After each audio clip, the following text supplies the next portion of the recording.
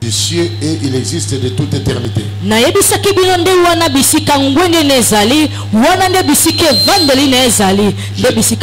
Touchez un peu le ciel supérieur. Et hier, je parlais un peu sur le conseil de Dieu. C'est de là que viennent toutes sortes de sagesse et de science. Et c'est là que viennent toutes les grandes choses. Ça vient de là. Satan était là-bas. Il a été précipité aux plans inférieurs.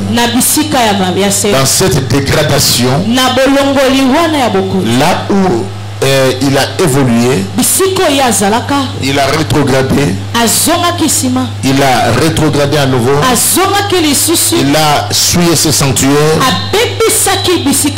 il a corrompu sa sagesse et son intelligence, il a accédé à la violence et il a commencé à fonctionner avec les esprits à combattre Dieu. Et il a été tout ce qu'il a été. Aujourd'hui, je suis tout dans les cieux. On aura toute une séance, on parlera seulement sur les cieux supérieurs. Mais dans ce programme, nous avons plus mon attention et j'ai plus d'accent. En fait, je m'intéresse plus à la spiritualité.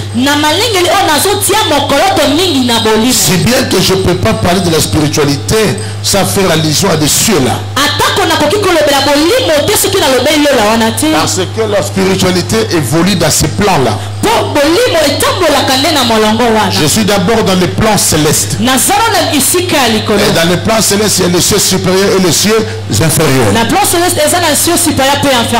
Même dans les cieux inférieurs, le diable qui a établi son gouvernement, il a imité des choses qu'il lui a vues. C'était cette pensée. La Bible dit depuis le jour où l'iniquité a été trouvée en toi. Et la Bible nous parle du péché du diable.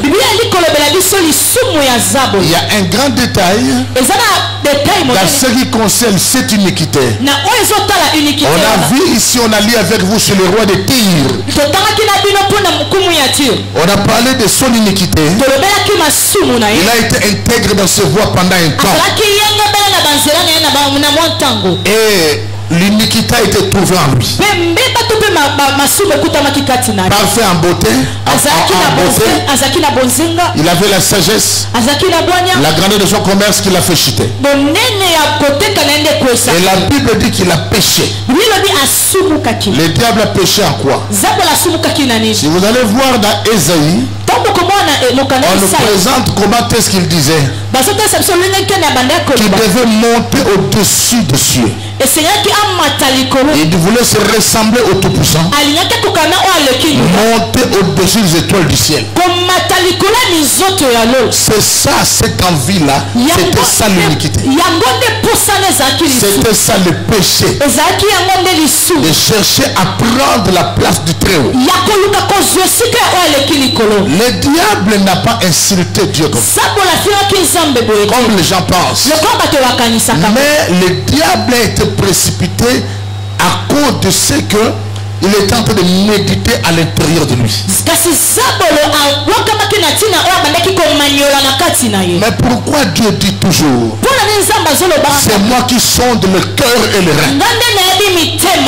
C'est comme ça qu'il a vu ça. À cause du fait qu'il se disait ça, c'était la présence de l'iniquité. C'était déjà un péché.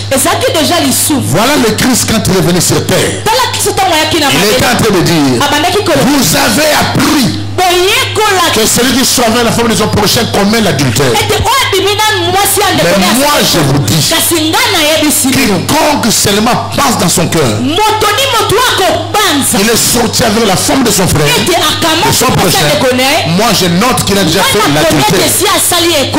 Donc on nous montrait le premier péché dans le cœur. C'est pourquoi je vais te donner un conseil. Pourquoi la Bible dit verse ton cœur plus que toute chose? Ce sont des versets bibliques qui paraissaient petits, mais qui sont d'une grandeur que tu n'as pas d'idée. Tout ce qui arrive aux gens qui touchent à des gris-gris, qui font tout ce qu'ils sont en train de faire aujourd'hui, c'est parce qu'ils n'ont pas pu veiller sur leur cœur. C'est pourquoi, homme de Dieu, quand vous pensez à conduire l'église à la délivrance, pensez aussi à la délivrance du cœur. Le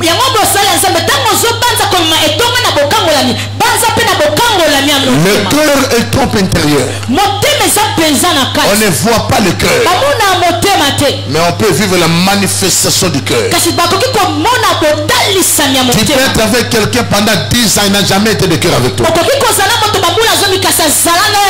Et tu seras surpris un jour, parce qu'il y a beaucoup de choses qui se passent dans le cœur. L'homme a souvent été surpris. Et Jésus-Christ aussi a vécu la même chose. Il dit, n'est-ce pas moi qui vous ai choisi, mais l'un de vous est un démon. Il a parlé du fils de la perdition. Dans la spiritualité, tu dois comprendre que sur cette terre, il y a aussi des fils de la perdition. Il y a des gens, vous allez prier pour eux 1000 fois. Ils n'iront jamais au ciel. Ça peut vous choquer quand je dis ça. Judas était à côté de l'onction monumentale, mais ça n'avait pas été fait pour lui. C'est comme si tu demandais au Seigneur de purifier le diable par le sang de l'agneau. On peut jeter sur lui le sang 20 fois, 100 fois, il ne sera jamais pire. Le sang n'est jamais venu pour lui. Et vous devez comprendre ces détails. Alors, aujourd'hui, nous allons voir qu'est-ce qui a changé d'abord l'histoire de Salomon. Pour ton information, Salomon a touché un domaine. C'est ce qui a fait que Dieu change sa vie. Et c'était pas ici. C'était dans le spirituel. Parce que Salomon vivait ces choses, c'était dans ses rêves. Là où Dieu lui disait, que veux-tu que je te donne? Et Salomon répond, je vais te donner la sagesse pour gouverner ce peuple. Ce sujet de prière, cette intention de prière est l'une des rares. Vous savez, lorsqu'on touche le poing, le Seigneur toujours bouge. Lorsque l'apôtre Pierre a révélé sur le Christ, il a dit ce n'est ni le sang ni la chair qui sont révélés ces choses, mais c'est par l'esprit de mon Père. De même aussi avec Salomon. Salomon va demander la sagesse. Le domaine dans lequel il y avait la science de Dieu.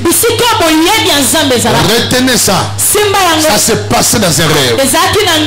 Écoutez les conseils que je vais te donner aujourd'hui. Pour toi qui es spirituel, où tu vis dans la spiritualité, il faut, quand tu fais tes rêves, analyser tes attitudes.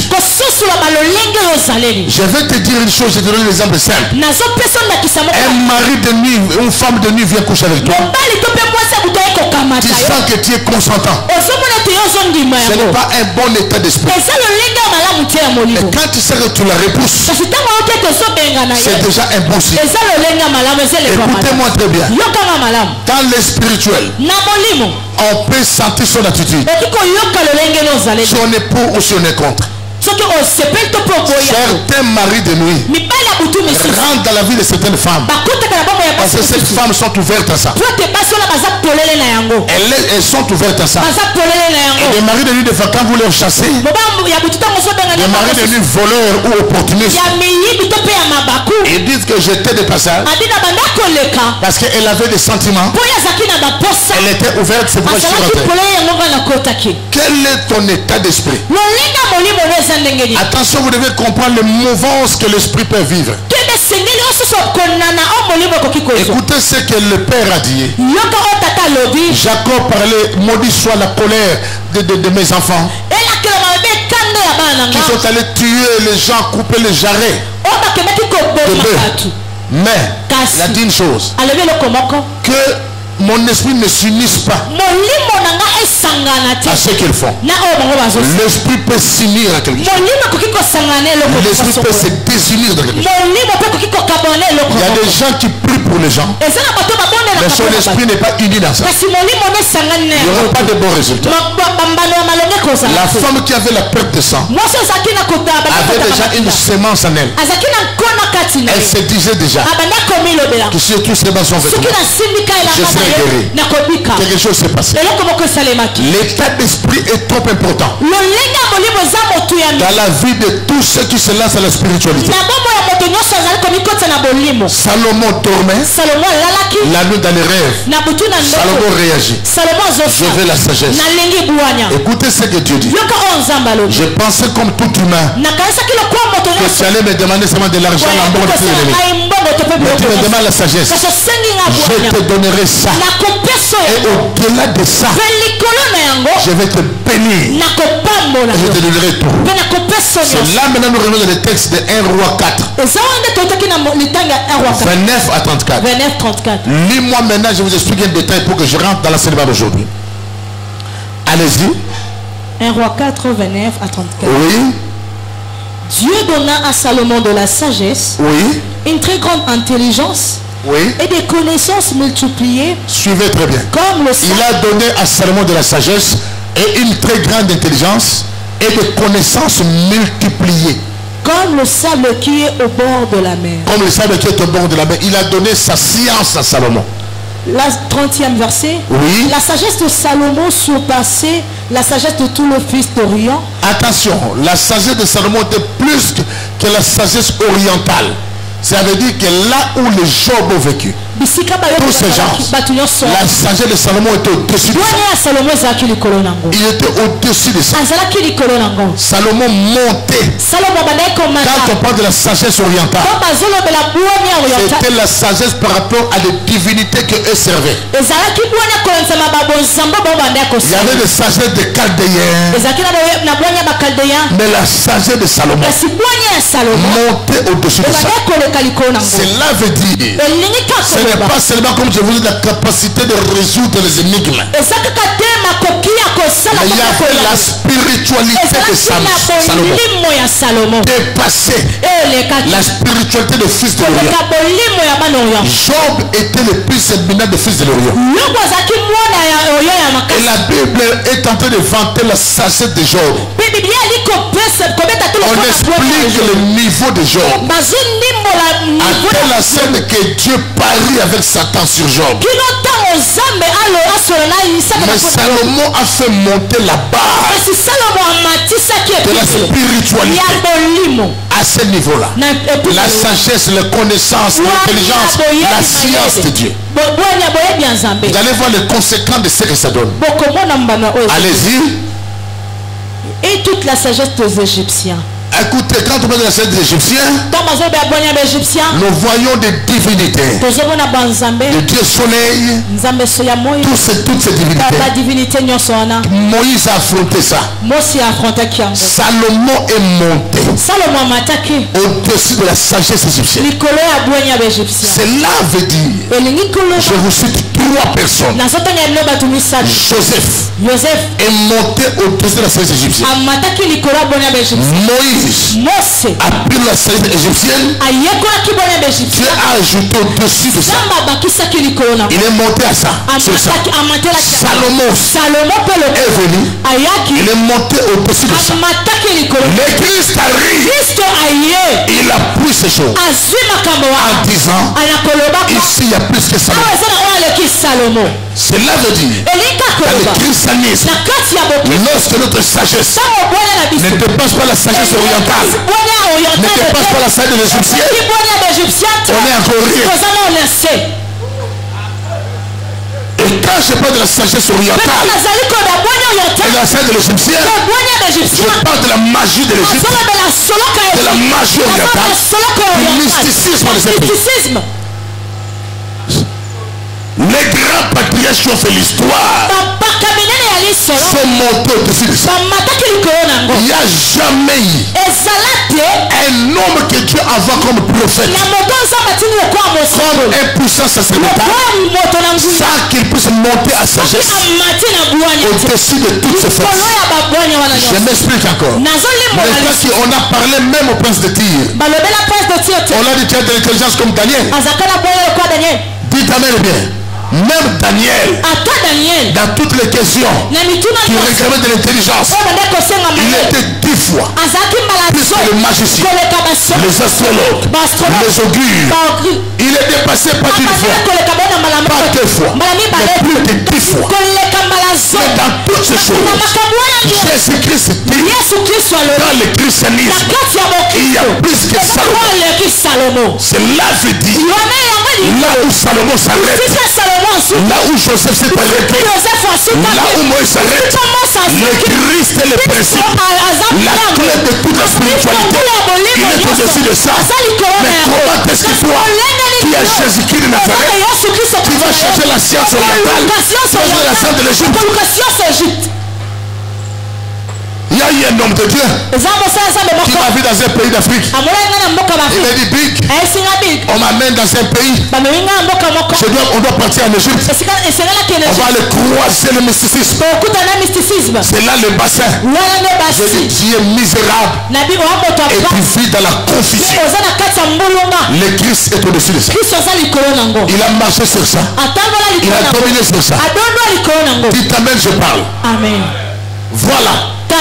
Maintenant, suivons la sœur de Salomon. Allez-y. 31. Il était plus sage qu'aucun homme. Il était plus sage qu'aucun homme. Plus qu'Étan. Plus qu'Étan. Plus qu'Ezrachid. Plus qu'Ezrachid. Plus qu'Eman. Plus qu'Eman. Calcol. Et Darda. Et Darda. Le fils de Macol. Le fils de Mahol. Et sa renommée était... Attends, les fils de Mahol c'était des poètes. Poète. Et c'était les hommes sages de l'époque. Mais la sœur de Salomon a élevé sa barre au-dessus de ça. Je vous parle ici de la sagesse. La sagesse dont il est question, je répète, ce n'est pas seulement la capacité de résoudre les énigmes normales. Je parle ici de la science de Dieu. Car dans la sagesse, il y a l'intelligence, il y a la connaissance, il y a la spiritualité vraie, il y a la dimension de la création. Dans la sagesse, il y a la maîtrise du monde des esprits. Dans la sagesse, il y a la puissance de dominer les plans spirituels. C'est ça la vraie sagesse. Ne définissons pas la sagesse comme font les religieux. Mais nous définissons la sagesse comme ceux qui sont dans la spiritualité. Dites amen bien. Amen. Allez-y. Ok. Et sa renommée était répandue parmi toutes les nations d'Alsace. Cette sagesse a libéré une renommée. Allons-y. Il a prononcé 3000 sentences. Voici la dimension. Un aspect de sa sagesse, c'est la dimension des sentences. Il en a prononcé 3000. Allons-y. Et composé 1005 cantiques. Dans cette sagesse, il a composé sur les cantiques. Il y a même la dimension des cantiques de la sagesse divine. Écoutez, je vais vous dire une chose. Quand vous voyez des cantiques dans la Bible, prenons les livres et les psaumes. C'est la science, c'est la spiritualité. Les choses qui se disent là-bas, c'est des choses codées. Je ferai une grande saison spéciale sur les psaumes.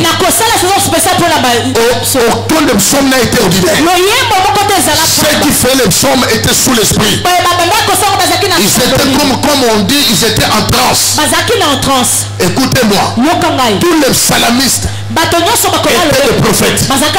C'est pourquoi on dit Asaph. On cite le nom, on dit Asaph, on dit voyant. On ne peut pas être un grand chanteur véhiculant la spiritualité si on n'a pas la dimension de la voyance. Même un modérateur dans un culte, il doit avoir la dimension de la voyance pour savoir faire monter la barre. Sinon vous aurez des modérateurs qui vous déconnectent.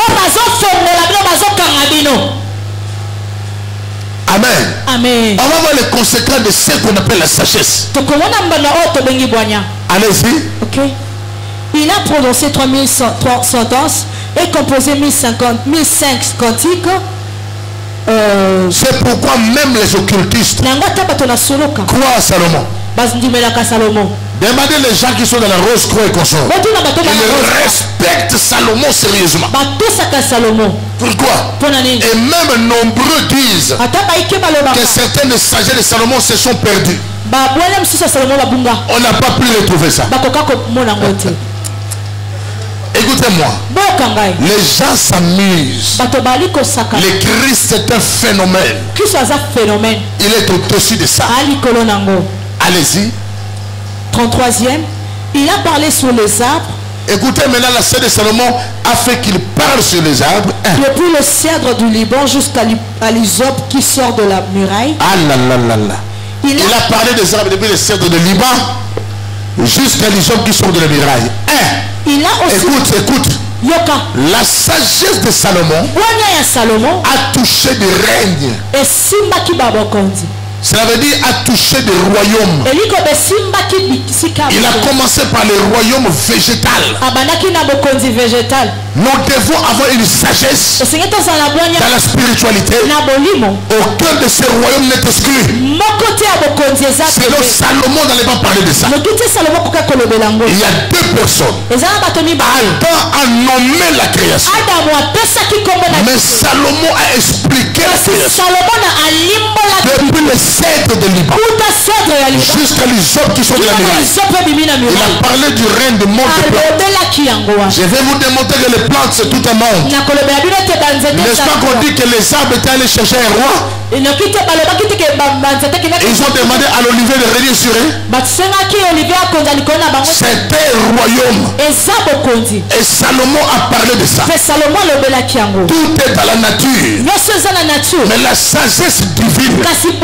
Parce qu'aujourd'hui, tout celui qui s'attache, qui reconnaît le vertu des arbres, est considéré comme un occultiste. Alors que la sagesse de Salomon a touché les arbres. La Bible dit l'eau de Mara était devenue amère. L'Éternel inspira un bois à Moïse. Il a touché le monde végétal. Dans la composition du tabernacle, dans la tente d'assignation, il y avait des plantes qui ont été exigées. Il y avait des bois d'acacia et consorts. C'est Dieu qui a créé l'hysope et le vertu qui s'y trouve. C'est Dieu qui a créé tout, même les encens, tous les senteurs. Mais c'est Dieu qui les a créés. C'est Dieu qui a créé le cèdre. C'est Dieu qui a créé les narcisses. Et derrière tout ce que Dieu a créé, il y a des vertus. Et toutes ces vertus peuvent servir de guérison. Ça peut servir, tout peut s'activer pour faire quelque chose. Il n'a pas créé les arbres pour que le féticheur en profite. Ça c'est un faux enseignement. La sagesse de Salomon est montée dessus. Dites amen bien. Amen. Allez-y. Okay. Il a aussi parlé sur les animaux. Il a parlé des animaux, il a touché le règne animal. Le royaume des animaux. Dites amen bien. Amen. Dans les royaumes des animaux, il y a des subdivisions. Allez-y. Sur les oiseaux. Sur les reptiles et sur les poissons. Sur les reptiles et sur les poissons. On nous présente trois catégories des animaux qui naviguent dans le monde. Nous revenons dans Genèse. Dieu dit dominer sur tout animal qui se met sur terre, les poissons de la mer et les oiseaux du ciel. On voit ciel, terre et mer. Nous revenons dans Salomon. La Bible de Salomon expliquait quoi? Il a expliqué sur les oiseaux. Les oiseaux qui sont dans le ciel. Sur le reptile. Les reptiles qui sont là. Et sur le poisson. Et sur les poissons. Suivez-moi très bien. Dans les oiseaux du ciel, Salomon expliquait quoi? Parce que Dieu dans la spiritualité, il parle qu'il a sauvé Israël comme l'aigle. Dieu dans la spiritualité est en train de parler Comment est-ce qu'on a vu? L'esprit a pris la forme de la colombe. L'Éternel passe ce message au travers de ces reines. Dans les reines végétales. Jésus dit je suis le vrai cep. N'est-ce pas qu'il a parlé du monde végétal? Que je commence à toucher le bois qui représente certaines divinités. Et on a vu dans le monde aussi des oiseaux. Mais ça ne s'arrête pas là. C'est Dieu qui a créé les oiseaux. Mais pourquoi d'autres oiseaux sont des oiseaux impies? Et des oiseaux pires. Et vous remarquerez que tous les oiseaux purs véhiculent facilement la sorcellerie. Prenons l'exemple des hiboux. Qui a créé l'hibou? N'est-ce pas Dieu? Mais Dieu dit qu'il est impie. Mais pourquoi? Mais quand Salomon parlait des animaux, quand il est arrivé sur l'hibou, qu'est-ce que Salomon avait dit? Sur l'hibou. Dans toutes les cultures du monde, l'hibou n'a jamais été un bon oiseau. Allez-y partout, vous ne verrez jamais l'hibou comme un bon oiseau. Effectivement, avec aussi des vautours, avec aussi des corbeaux, ils n'ont jamais été de bons oiseaux. L'Éternel prendra encore cet exemple. Il présente Pierre de la chambre haute. Il voit des oiseaux interdits dans la tradition juive. Comment est-ce que Dieu parlait de ceux-là qui étaient exclus? Comment Dieu voulait donner aussi la grâce aux autres? C'est alors qu'il y a des dégâts impurs, c'est moi des dégâts impurs. C'est moi des dégâts purs, pardon. On a vu les oiseaux. Écoutez-moi très bien. Demande à tous ceux qui vivent au village. Dans des totems, il y a des oiseaux. Voyez dans l'Égypte ancienne, vous allez voir des oiseaux. Et les oiseaux là que vous voyez ne représentent pas les oiseaux seulement. Ce sont aussi des esprits. La Bible dit ne pas parler mal des hommes riches. Et ne pas parler mal des grands dans la chambre. Car un animal ailé, un oiseau du ciel portera tes paroles. Il prend tes paroles, il va l'amener où? Tu t'étonnes comment on a porté les paroles. C'est Salomon qui dit ces choses. C'est pas Ecclésiaste. Comment Salomon a compris qu'il y a des oiseaux qui portent les paroles, même dans des lieux en cachette. Or, lui avait la sagesse d'expliquer les volailles. Mais c'est lui qui dit, c'est là où tu parles de grand.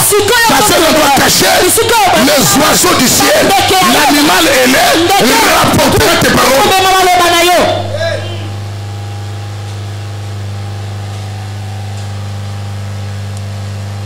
La spiritualité n'est pas un petit domaine. C'est le domaine des savants.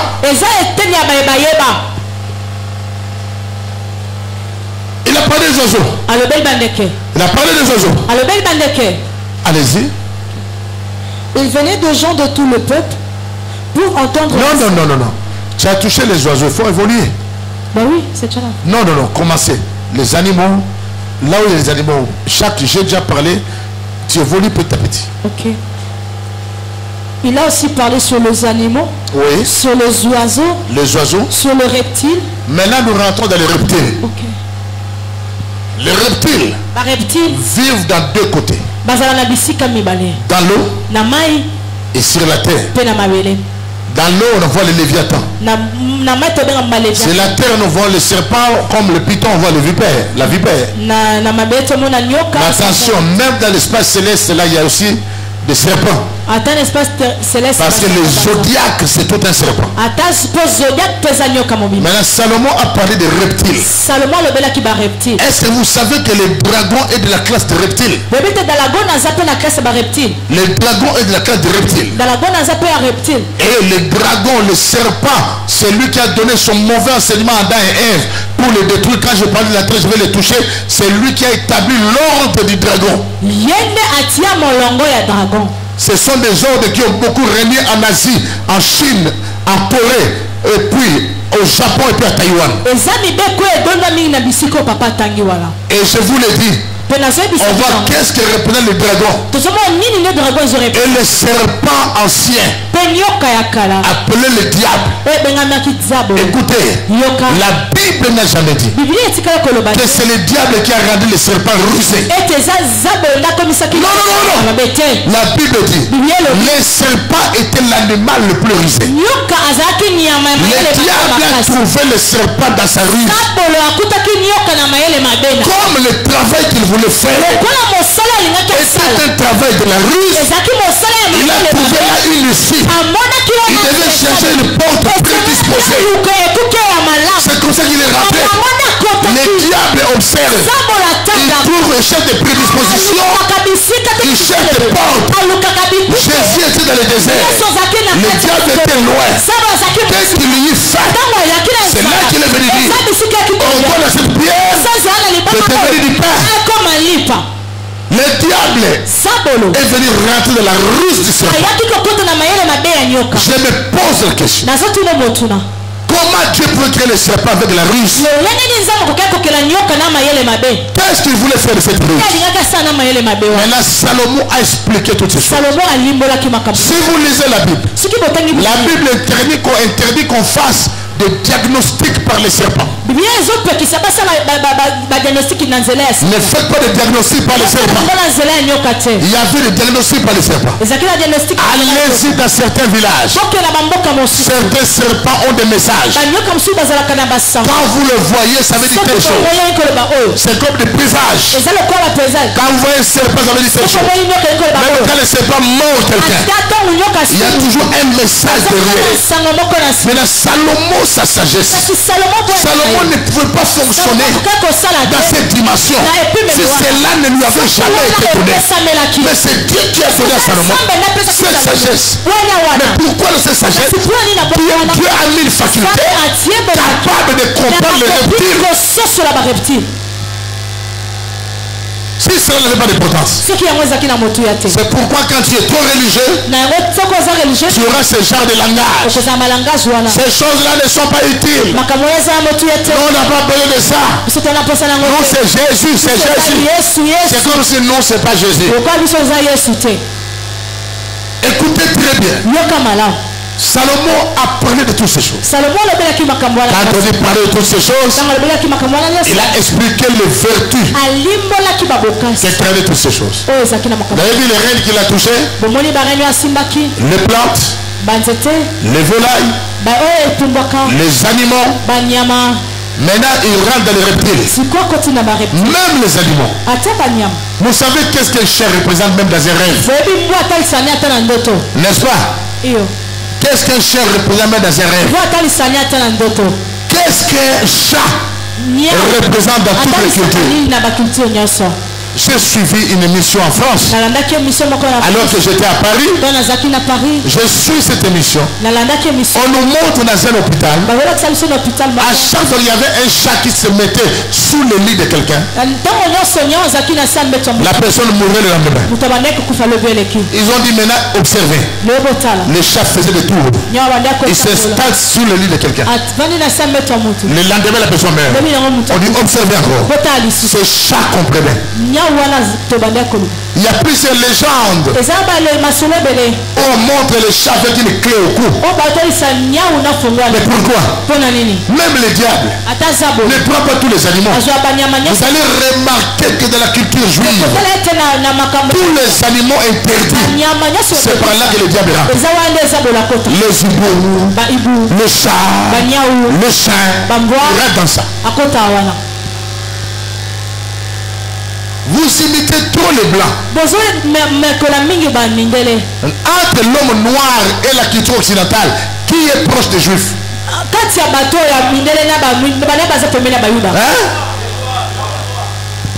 Est-ce que vous savez? Ce n'est pas les blancs, ce n'est pas les juifs qui nous ont appris la circoncision. Depuis nos cultures avec la circoncision. Nos occidentaux ne savent pas ça. Vous ne savez pas ça? Je vais vous dire une chose. Mais dans nos cultures, lorsqu'il y a l'état de décès, n'est-ce pas qu'on coupait les cheveux de la femme? Ou soit le papa mère ont coupé les cheveux des enfants? Vous n'avez pas vu ça à l'époque de Job? Mais d'où venait cette culture? lorsque je vous parlerai de la terre à partir de lundi, vous allez comprendre d'où viennent ou sortent les cultures et les traditions. Pourquoi Dieu refusait qu'Israël s'attache à notre peuple? Ces peuples ont été visités par des esprits. Toutes les cultures et les traditions ne viennent pas des humains. Ça vient des esprits péchés. C'est pourquoi la culture d'Israël aussi vient de Dieu. Mais le diable qu'on cherche toujours à corrompre. Évoluer. Sur les reptiles et sur le poisson. Oui. Il venait des gens de tout le peuple pour entendre la sagesse de Salomon. De la part de tout le roi de la... Il a parlé aussi des poissons, n'est-ce pas? Il a expliqué la réalité sur les poissons. Dans le monde des poissons, c'est vaste. Hein? Qui a identifié les poissons qui avaient avalé Jonas? Qui l'a identifié, qui l'a compris? Dans le monde des poissons, Salomon a parlé de ça. Mais quels étaient ces poissons qui avaient donné à Pierre l'argent? Qui peut comprendre ça? Comment c'était pas une fausse monnaie? Mais il est venu. Les poissons ne peuvent pas garder l'argent dans sa bouche. Les poissons ont des ouvertures ici. Comment il devait garder ça dans la bouche? Et venir donner ce que le Christ a fait avec les poissons. Ce que le Christ a fait avec les poissons, beaucoup n'ont pas compris. Il a commencé la pêche par les poissons. Lorsqu'il a commencé à pêcher Pierre par les poissons. Jette le filet. Il a jeté le filet. Là où il n'avait rien pris. Mais les poissons sont venus. Il en a pris. Mais dans certains livres de théorie canonique, on a vu comment un poisson, ces graisses-là ont ouvert les yeux de Tobie. Et vous devez comprendre qu'il y a beaucoup de réalités. Toujours ce sont des plans. Ce sont des plans. Suivez bien ce que je vous dis. Les gens venaient de partout pour suivre le sujet de Salomon. Mais la Bible dit, mais ici, il y a plus que Salomon. Suivez très bien. À l'époque ancienne, il commençait à avoir des cultes. Et ces cultes-là, c'était bédant lorsque le diable est précipité dans les cieux. À son deuxième plan, il a commencé à travailler dans la dimension du cosmos. À la dimension des galaxies. Il y a plusieurs galaxies. Notre galaxie, c'est la Voie lactée. Et il y a plusieurs zodiaques. Non, c'est les zodiaques.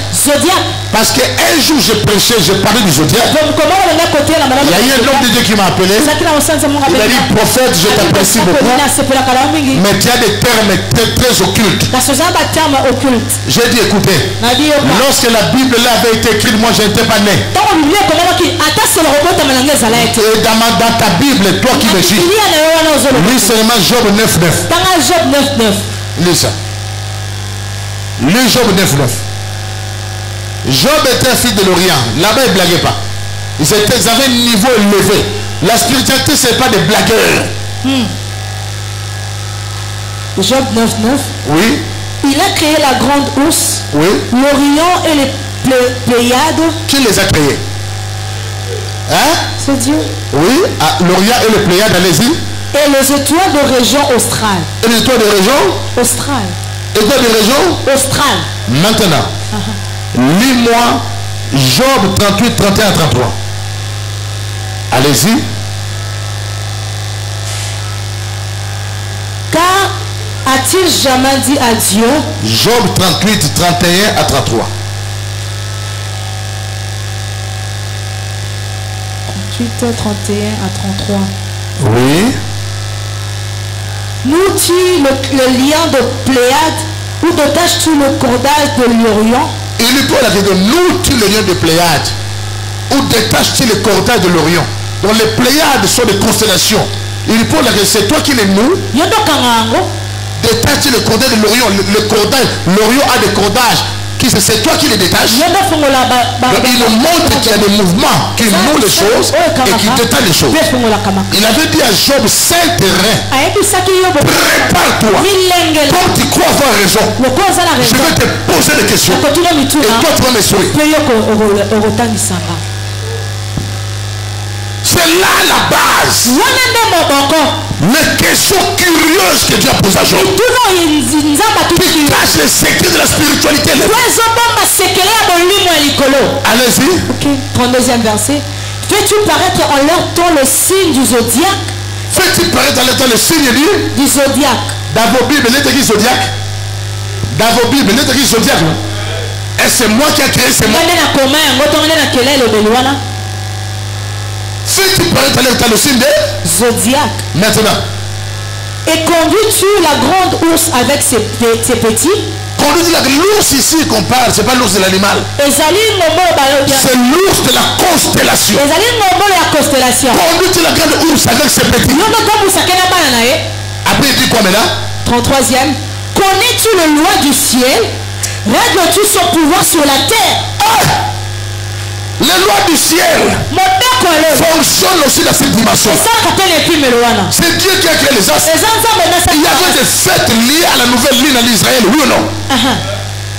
Oui ou non? Mais pourquoi la nouvelle lune? En fait, qui a créé la lune?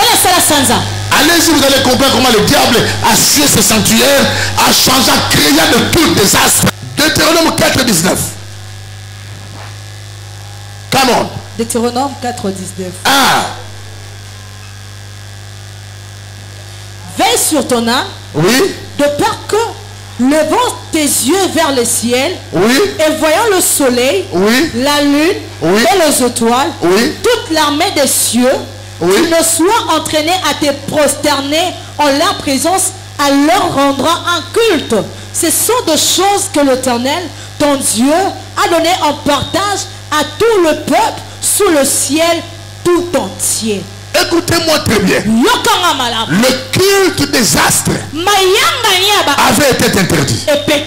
Les gens offraient à Zodiac. Zodiac. Ça, on l'appelle, on coupe ça en deux. Zoé et Diakos. Zoé veut dire vivant ou vie. Diakos veut dire être. Le Zodiac veut dire être vivant. Voilà pourquoi on dit que c'est la chambre du soleil.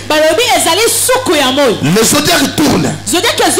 Il a 12 chambres qui sont divisées par 3 sous-chambres qu'on appelle des décans. Le zodiaque tourne. On a le ciel atmosphérique. On a le ciel sidéral.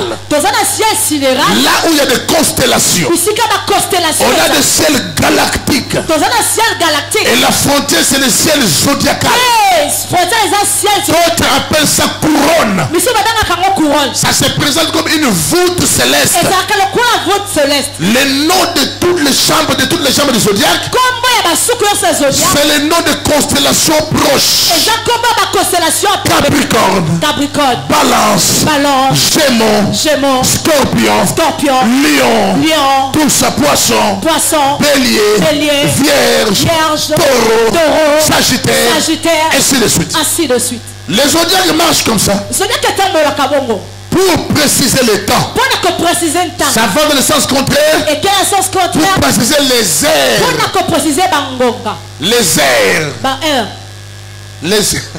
Comme on dit l'air de métaux, l'air tertiaire. Ça précise les airs. Maintenant, tout ce qui est sien doit passer par la chambre du zodiaque. Si tu rentres dans un mois là, tu n'es Capricorne. Tu rentres dans l'autre mois, tu n'es Poisson. Tu rentres dans l'autre mois, tu n'es Sagittaire. Les conséquences de l'individu sur terre dépendaient de quoi? Dépendaient du cachet zodiacal et de l'hérédité parentale. Vous comprenez? Pourquoi on a dit aux gens, race de serpent? Le zodiaque a la forme d'un serpent qui a avalé sa queue. C'est comme ça que les zodiaques tournent. Et les mages voyaient ces choses. Ils géraient des choses. Ils dépendaient de ça. Ils ont vu maintenant une étoile qui voulait naître. Ou l'étoile naissait. Les zodiaques s'attendaient aussi à lui donner l'une des chambres. Mais lui n'a pas cherché la chambre. Il a frappé la tête du zodiaque. Le zodiaque a formé sa queue. Il a tracé le chemin. Et il est descendu. Il dit, je suis le chemin, la vie et la vérité. Quand il est descendu sur terre, il a brisé la tête du zodiaque. Il a trouvé tout le monde qui naissait était né avec le cachet du zodiaque. Voilà pourquoi il a instauré la nouvelle naissance avec lui. Cela veut dire, quand on est né de nouveau, on est né plus sur le cachet du zodiaque. On est né sur le cachet de Jésus-Christ. Les vaches, ce n'est pas pour les petits enfants. Les gens s'amusent. On doit redéfinir les appels, papa. On a trompé les gens. La nouvelle naissance. Tout celui qui est né de nouveau. Vous allez voir les gens de matin devant les horoscopes. Les poissons. Ils vont faire les rencontres amoureuses. Le Sagittaire. Là c'est pour toi. Les zodiaques cherchent à contrôler. Mais pour toi qui es né de nouveau, si on te classe parmi les poissons, on dit qu'à janvier, le poisson ne restera point. C'est lui qui est né de nouveau.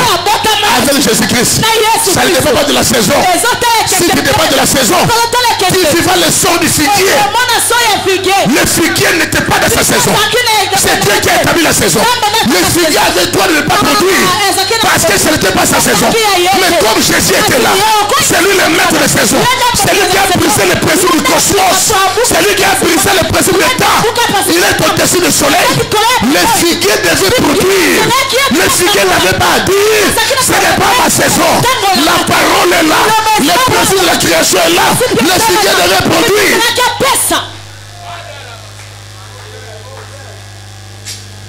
La saison favorable est là quand Dieu est là.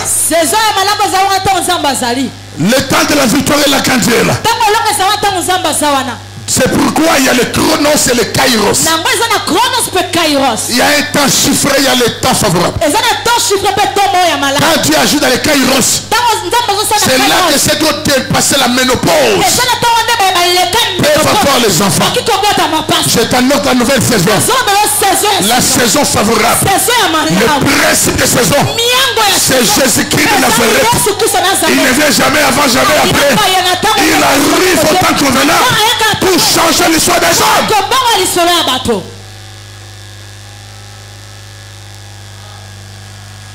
Désormais, te dire une chose. Amen. Voilà pourquoi, concernant les astres, Dieu a représenté beaucoup de choses. Joseph a vu sa famille. Son père comme qui? Le soleil. Sa maman comme qui? La lune et ses frères. Les étoiles. Prenons encore 1 Corinthiens 15, 41. 1 Corinthiens 15, 41. Oui, commence même à 39.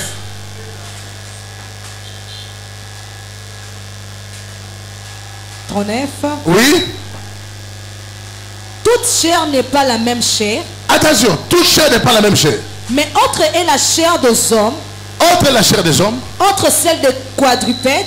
Autre sont les chairs des quadrupèdes. Autre celle des oiseaux. Autre celle des oiseaux. Autre celle des poissons. Autre celle des poissons. Écoutez, là où les gens ont la chair, il y a des gens qui sont les banamaï. La chair des poissons. Il y a des chairs des oiseaux de races volatiles. Il y a des races des animaux de la terre. Toute chair n'est pas la même chair. Je vous parlerai. Mais comment est-ce que les gens qui sont d'outre-mer vont vous dire que chez nous les hommes ne meurent pas dans l'eau? Parce que les hippopotames et les crocodiles sont nos ancêtres. Comment il dit ça? Comment d'autres disent ne tuez pas les oiseaux? Ce sont nos ancêtres. Comment d'autres disent que ici chez nous, allez voir ça dans le Kenya, les lions ne mangent pas des fois des gens. Si les lions mangent quelqu'un, il y a un problème. Ils vont te dire que les lions là sont nos ancêtres. Vous allez voir les léopards passer comme ça les têtes. Attention.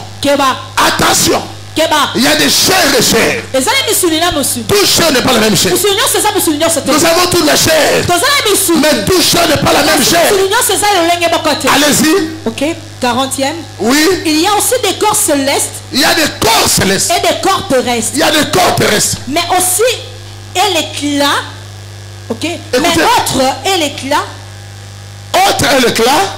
Et l'éclat de corps célestes. D'autres ont l'éclat de corps céleste. Autre celui de corps terrestre. Autres ont l'éclat de corps terrestre. Je vais vous dire une chose. L'homme riche avait l'éclat terrestre. Lazare n'avait pas l'éclat terrestre. Il avait l'éclat céleste. Mais Abraham avait les deux.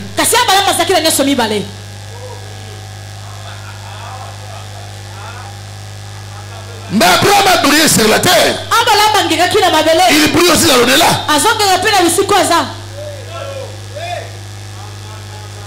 Et toi tu es fils d'Abraham ou fils de Lazare?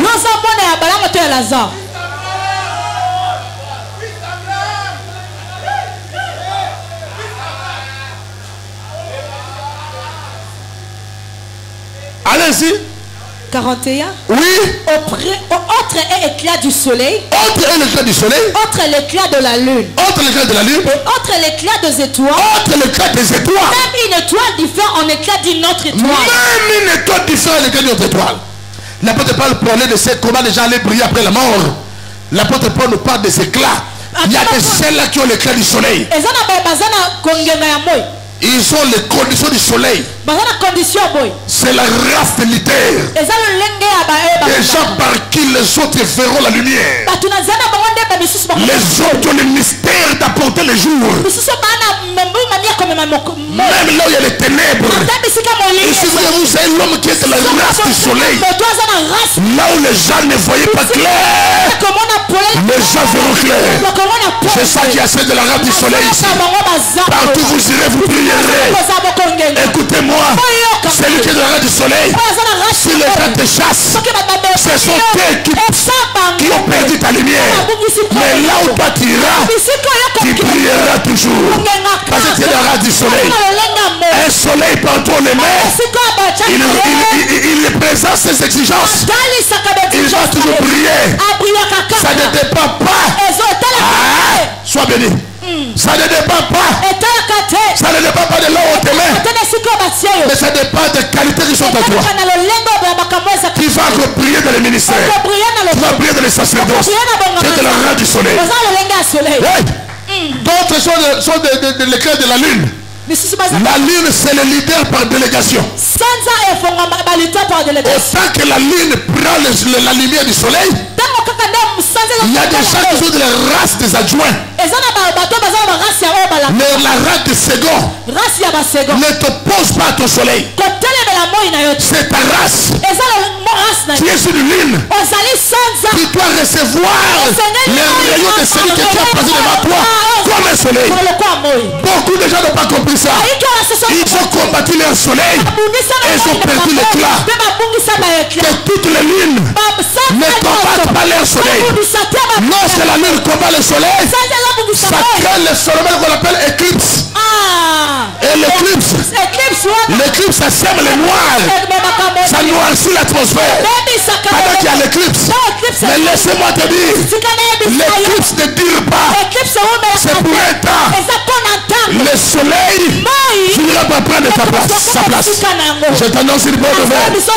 Toi qui es soleil, tu traverses avec tes collaborateurs des éclipses. Tu as des collaborateurs qui se sont soulevés contre toi. En éclipse, il faut savoir, ils finiront par passer. Le soleil restera. Et la Bible dit d'autres ont les éclats des étoiles. Je parle de l'éclat des étoiles. Écoutez-moi très bien. Là je parle des éclats des étoiles. Retenez que toutes les étoiles n'apparaissent pas au même moment. Il y a des étoiles qui paraissent à 18h. D'autres à 21h. D'autres à minuit. Si toi tu as reçu aujourd'hui, tu es l'étoile de 18h. Ne crois pas que c'est la fin. Le chemin est long.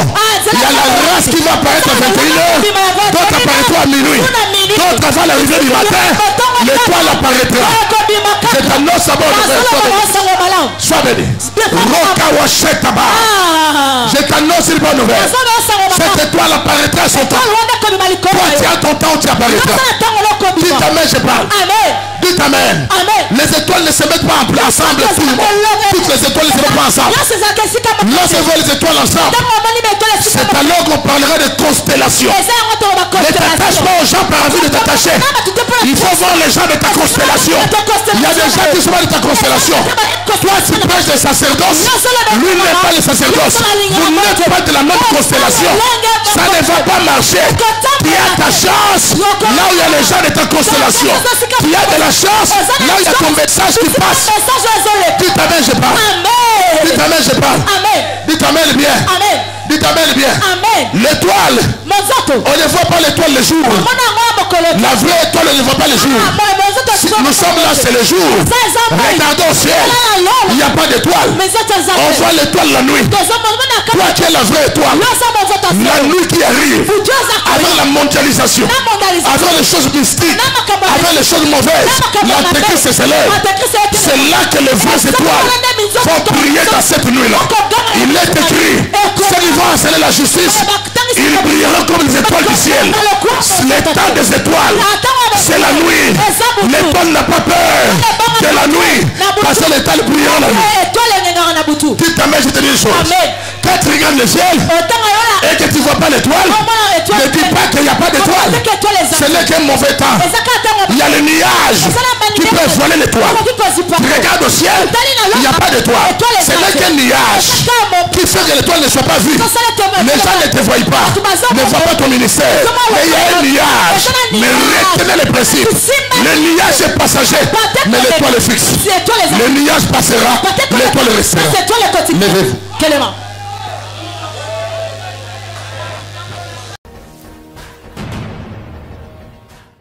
Ça c'est extraordinaire.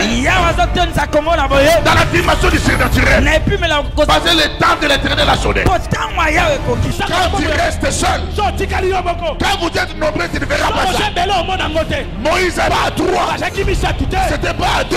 Il était le seul. Il y a des choses quand tu resteras seul, tu le verras dans ta vie. Et ce n'est pas la pression. Quelle que soit la pression. Et Manilungu resterait Manilungu.